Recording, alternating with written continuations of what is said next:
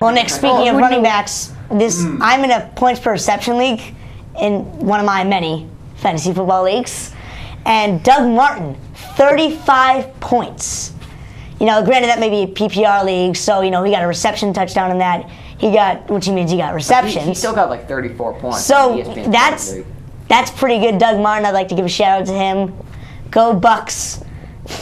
Yeah. Okay. New Bucks fan we have here, 2-5, but 2-6. But yeah. So I think how have you guys done? So well, I know TK, you don't. Are you discriminating against me? Just because I don't have a fantasy football league? Hey, we accept everyone here at YBA. Okay, good. Calm down. Good. It's okay. Good. I'm not going to sue you then. I know you do. Yeah, I'm in a few leagues, and Adrian Peterson finally showed up. I was earlier today, finally. I've had him for a while, and he actually did good for once. I also just traded for Marshawn Lynch, who, of course, showed up, and Reggie Bush, who did, as he always does, a lot. But I've had Calvin Johnson for a while. I drafted him pretty high in my draft, and he hasn't done much. Like today, I think he had a few catches, and I'm not very satisfied with him. Calvin Johnson is another guy that I'm sick of being double teamed, and they're not getting him the ball. He's consistently had games of 8 points, 6 points. At least he's consistent. 1 point. Yeah, Calvin Johnson has definitely been struggling this year. So, Carter, do you have a fantasy team?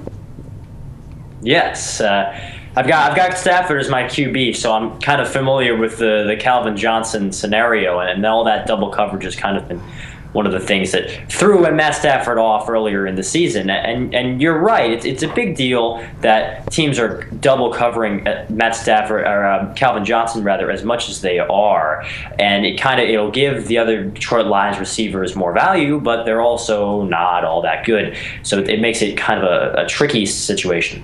Yeah, and that's really been the core of the Lions' struggles. I mean, Calvin Johnson was really their only good receiver, and you double team him, you basically take that away. I mean, he's the Lions' X factor, and now Matt Stafford doesn't really have many targets to go to, which is why the Lions, they won today, so I believe they're 3-4. But compared to last year, what they were, I think they were 10-6 last year. So definitely a big drop in performance from the Lions, and that's basically been all because of teams double teaming Calvin Johnson. And Carter, I'd like to ask you a quick question here. Lots of people get their fantasy points off miracle pickups they get. Who do you think was the pickup of the week?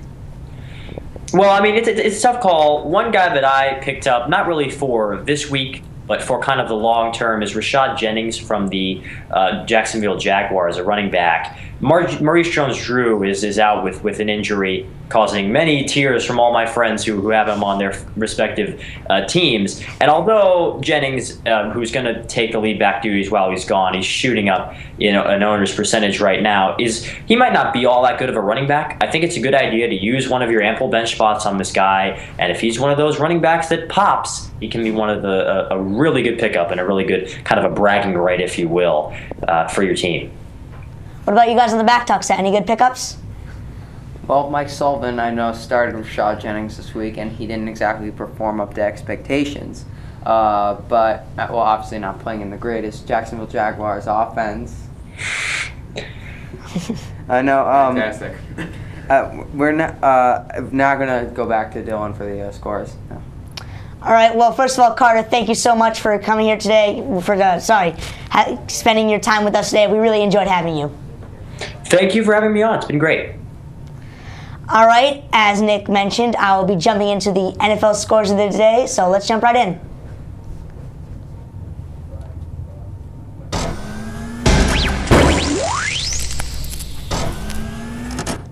So up there, the first score you have there is the score that we at YBA have already mentioned today. The New England Patriots beating the St. Louis Rams 45-7 in a rout. Then under that, you have the Thursday night football game, the Tampa Bay Buccaneers ousting the Minnesota Vikings 36-17. As I already mentioned, Doug Martin had a great game for Tampa Bay. The Chicago Bears beat the Carolina Panthers 23-22 on a last-second game-winning field goal by Robbie Gould. And as you can see, a slow game. The Cleveland Browns beat the San Diego Chargers 7-6. Very exciting game to be at. 1 touchdown, 2 field goals. You have the Detroit Lions beating the Seattle Seahawks 28-24. An exciting game there. You have the Green Bay Packers beating the Jacksonville Jaguars 24-15. It got close. It was close there for most of that game, but at the end, Green Bay pulled it out. You have, as we already mentioned, the Miami Dolphins beating the New York Jets 30-9. And then you have the Atlanta Falcons beating the struggling Philadelphia Eagles and Michael Vick 30-17. You have the Washington Redskins taking on the Pittsburgh Steelers. That game ended in a 27-12 win for the ugly Steelers. The Jackson...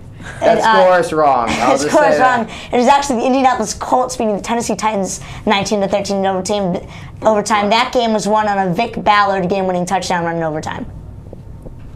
That wasn't me. Those are your NFL scores for today. And I believe we're going to toss it to Liam now. All right. We're going to get a break here, but when we get back, we're going to discuss our NBA news, and we're going to have a call-in from one of our old friends.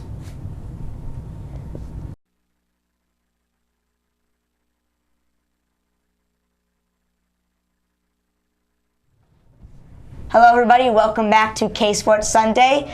Thank you for waiting for us on the break. For those of you joining us, as I've already said, this is KSports Sunday. We'd like to jump in with the James Harden trade, a big blockbuster trade between the Oklahoma City Thunder and the Houston Rockets. The trade went like this. The Oklahoma City Thunder gave away James Harden, Cole Aldrich, Hazar Hayworth, and DeQuan Cole. And the Houston Rockets gave away Kevin Martin, Jeremy Lamb, a 2013 second round pick, and 2 first-round picks in a 2013 draft. Now we have an eager person waiting for us in the line, an old friend of ours, Alex Barth. Alex, how you doing? All right, it's DeQuan Cook, not what you said, but I'm doing good. How are you? Oh, good. Thanks for showing me up, Alex. That's what I do. Yeah, I don't know if it's that hard, I guess. So, Alex, how's Ithaca? It's really foggy right now. I don't know if you can't see anything out the window. We're just getting ready for the hurricane, but it's not too bad. Yeah. So, did you get classes canceled for you tomorrow? Not yet. I'm still kind of hoping for it. I may just cancel them myself. All right. Well, let's go right to the topic. What do you think about the James Harden trade? I understand that you had a lot to say about it. I think that we need to reconsider the presidential election. Whoever the GM is for the Houston Rockets who pulled that off should be really considered running for president because he is very convincing. I think Oklahoma City got ripped off. It was a terrible deal. Those 2 draft picks would be 1 and 2 in next year's draft because you take, even though he was off the bench, James Harden was the spark of that team. He brought so much character. He brought so much energy, and you replace that with a guy like Kevin Martin. Kevin Martin really can't do anything. Yes, he's a good jump shooter. He can hit free throws, but he doesn't bring anything else to the table. He doesn't defend. He can't pass. He can't facilitate. He has no beard. You just lose. He has no beard, exactly. Yeah. You just lose so much, and I think the Lakers and the Heat need to chip in and buy Oklahoma City a little gift basket for removing themselves from. I think that removes them as one of the elite teams. Now, James Harden himself is an elite, but he pushed OKC over the edge to an elite team. No, and I'm actually going to be very interested to see is how, I'm not exactly sure if he will start, but if he does start, how will he react to his new role? What do you think? Wait, if they're going to start, who, James Harden or Kevin Martin? James Harden. Well, obviously he's going to start. He's the best player on that team right now. Forget about Jeremy Lin. The guy was a 1-week wonder. It doesn't matter. James is going to start, and you're right. You have to see, can he handle the extra minutes? Can he handle coming in at the beginning of the game and playing? You look at the Spurs, Manu Ginobili. They had that experiment where they would bench him and bring him off the bench, and he played a lot better when he didn't have to worry about starting. Is James Harden a guy like that? You don't know. But if he is, this is going to be a terrible trade for both him, Houston, and Oklahoma City. Everybody loses. All right, back talk set. You got any questions for Alex? Well, first of all, I do disagree with you, Alex, on the Kevin Martin part. And I don't think Kevin Martin is that bad a player. You're talking about a guy that used to be an all-star for the Sacramento Kings. Hint used to be. Just hint used to be. Saying, but when he went to Houston, he was not a bad player. Yes. But yeah, but did Houston win the trade? Of course. I mean, you have to look at that. They got, probably it's going to be an all-star at least this year. Houston, on the team. Houston won that trade. Yeah, no question about it. But what I think you're forgetting is the fact that the Thunder do have depth, and that is the fact that they have guys coming in now. Let's not forget the guy they drafted, Perry Jones, the third from Baylor, has looked phenomenal. But he's power forward. You look at that perimeter energy, that perimeter force that is James Harden. Kevin Martin isn't going to give you the same intensity and enthusiasm up and down the court. He'll come in, he'll hit the shots, but he's not going to play defense. He's not going to move the ball around as well. And that's what really helped, was having that focal point that they could move the ball around between Westbrook and Durant, a guy who could still facilitate the offense outside of the point guard position. Kevin Martin can't do that. Kevin Martin wants the ball. He's not going to give it up because his strength is taking shots. Yeah, it's the Oklahoma City Thunder. The biggest thing they're losing from this trade is their spark. It's their energy. It's sort of who they are as their team. It's almost as if they're losing their identity. Well, I'd like to calm down for a little bit. They still have Kevin Durant, Russell Westbrook. They still have Serge Ibaka, Kendrick Perkins.